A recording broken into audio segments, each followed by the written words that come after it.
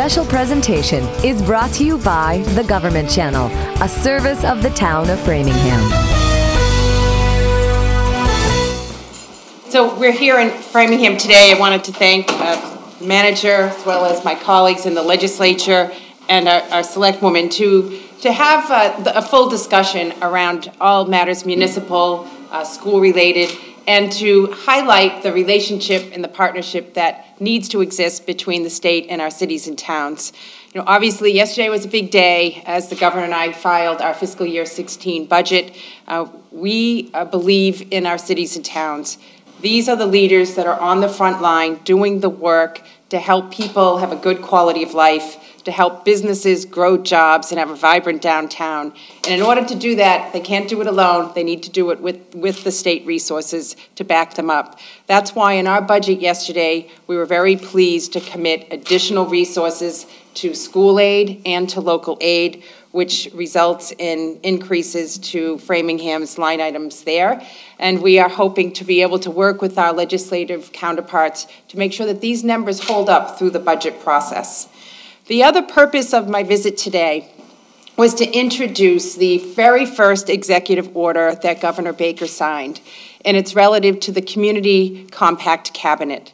And what this does is elevate the relationship between our cities and towns and state government to the executive branch cabinet level.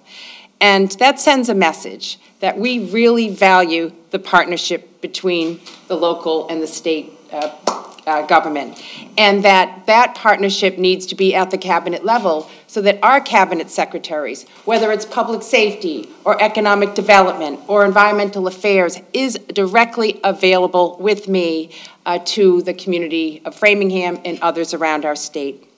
And as part of the compact, there are certain expectations that need to be highlighted. First of all, we are looking to elevate the game on both sides. We want to highlight the best practices and reward communities like Framingham for the good decisions that they're making. Today I learned about a few things. One is the whole development handbook that will shorten the time to permit a project in Framingham. That's terrific. The use of social media and data to reduce crime in the downtown. That's phenomenal. And of course, having tools like having Framingham join the GIC and paying off their long-term liabilities for OPEB. Really good things that Framingham is doing, and that we should recognize and reward that. And as part of the compact, we'll give bonus points for that. So when it comes time for the state to determine how to distribute grant monies, this community will be better positioned and more competitive for those grant rounds. And on the flip side of that, the state needs to bring its A game as well. So when it comes to unfunded mandates or compliance requirements, or an agency that needs to react more responsibly when it comes to a permitting request, that we need to be there for these communities as well. So therein lies the compact and the mutual agreement and understanding and expectations that can come as part of this relationship. So I'm just thankful to highlight that in Framingham. We know we have a very strong leadership team in Framingham that we look forward to working with in the weeks and months ahead. And I just want to say thank you and turn it over to Bob to say a few words. Thank you, Lieutenant Governor, and once again, welcome to Framingham. I do want to, on behalf of the Board of Selectmen and all of us here in Framingham, thank the Baker Polito administration for kicking off the budget season with such an encouraging state aid allocation. We are in the second year of a three-year budget plan. We had what we worried might have been an aggressive assumption on Chapter 70, but the budget that released yesterday keeps us entirely on plan, at least, for the second year of that budget goal, which is limiting the tax increase which residents in Framingham see from the property tax, helps businesses by moving off the maximum property tax shift, prepares for a major school investment, and we're committed now to a second year of strategic investments in the Framingham Public Schools, which will increase their budget by 12% by the end of the second year of the plan. So again, thank you. We still have our Framingham unique issue relative to where we stand with target aid under Chapter 70, but to know that we're starting the budget process with this level of certainty is really a big help. And I do also want to commend the governor and the lieutenant governor. The state does give the towns tools to manage and be efficient. The GIC is a great example. With some leadership on OPEB and other tools, we can really do an outstanding job, not only for residents of Framingham, but all of Massachusetts. So again, thank you for those tools. Thank you. Anyone else? I'll jump in. Okay, very good. We've got microphones here. I want to thank the Lieutenant Governor to come out. The Lieutenant Governor and I both work together in the House. I know her commitment to the cities and towns, and I'm glad that she chose Framingham to come out to showcase what the administration is doing. This is about the branches of government working together with the local government as well to really improve the quality of life here in the cities and towns, and I'm glad to be part of that. We'll be working with the administration to make sure that we can continue to fund our schools and education and do the things that the cities and towns need. So thank you very much. Representative Walsh, go ahead. Again, I thank the Lieutenant Governor for coming out. I thank the Governor for giving her this portfolio of working with the towns. I think this is long overdue. I think it's something that all of us in the legislature look for, that attention to detail. And I thank also the administration for putting together, I think, what is a very impressive team that I'm very excited to work with. So, thank you. Thank you. Sure. Being former selectmen, both Governor Baker and I, we're very happy to hear from fellow selectmen. Yes, I mean, everyone comes up. So I think that really for the town, the critical thank you to the Lieutenant Governor, not just for coming out, but for really being the driving force with the governor for this new compact. I think it says a lot about what their intent will be for their administration, and I think it says a tremendous amount for the communities, that they want to listen, they want to help, and we will have a voice. And I think that every person should be really happy and grateful and, you know, really give a big thank you to the Lieutenant Governor. Thank you. Happy to take any questions.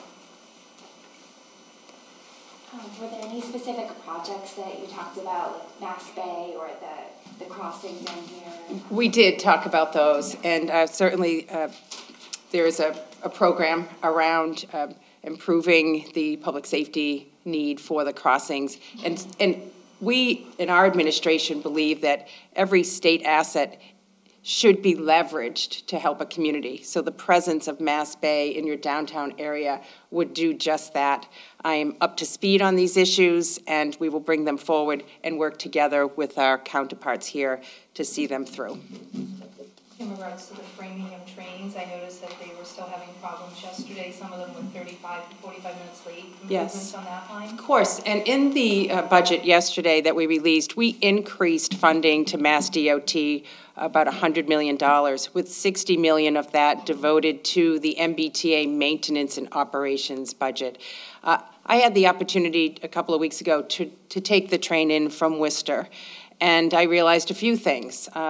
You know, the express trains were taken offline. We need to restore the express trains. And we need to have enough capacity so that people that are waiting for a train are not stranded when the train comes to their stop. So these are issues that are on the forefront of our agenda, working with both the MBTA leadership team and Keolis, who is the operator of the rail system in Massachusetts. There is a lot of work to be done, but we know in order for to be able to move people around, especially to their workplace, needs to be done with efficiency, needs to be done with punctuality, and it needs to be done with an expectation that we all have and deserve. Thank you. One of the complaints recently has been that no fares have been collected.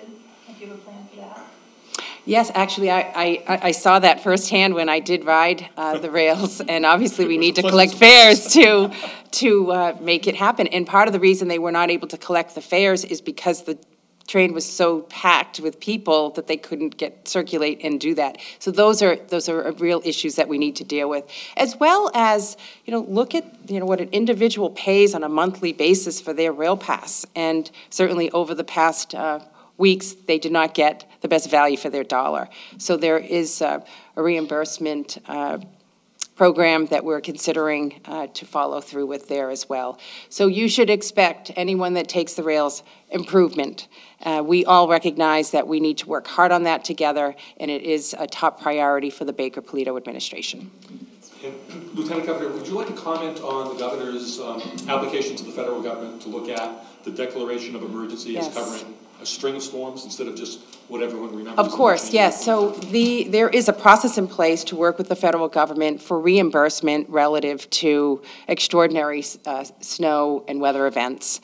We know that the blizzard, the very first one that brought so much snow to us, will allow Massachusetts to be declared a disaster state for relief from the Federal Emergency Management Association. That will allow the state and the cities and towns to receive 75% of their costs associated with damage related to the storm and snow removal. The question that we are asking the federal government to consider strongly is to consider the subsequent storms as part of that event, so that all 4 storms will be totaled in terms of cost and submitted to the federal government for the 75% reimbursement.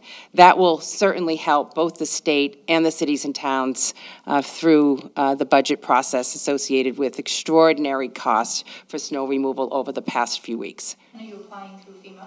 We are applying through MEMA to FEMA, and that submittal will be made very soon, by mid-March. We've also allowing as a tool to help cities and towns budget to carry forward their deficit for snow costs over a 2-year period. And we feel that that, for some communities, will be helpful. Okay, thank you very much. Thank you. Yeah, look forward to